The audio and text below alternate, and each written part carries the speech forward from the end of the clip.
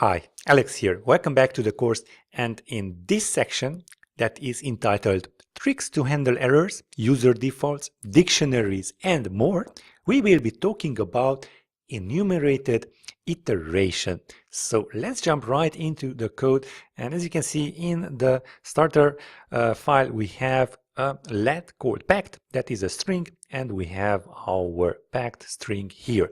So what do we want to achieve here? Well, we want to print out all of the characters and their indices of this string. So we are going to use the enumerated property on our string. So let's type out 4, and it will be a little strange, but bear with me. C and S. So C is for character, S is for the string.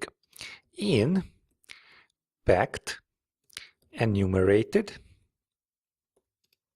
and now I can just print out, let's see here, our C value and our S value. Okay, so let's see how all of, I need to have these quotations here. So let's see how all of this looks in the log. So let's run this. And as you can see, we have 0 index for P, 1 for A, and so on.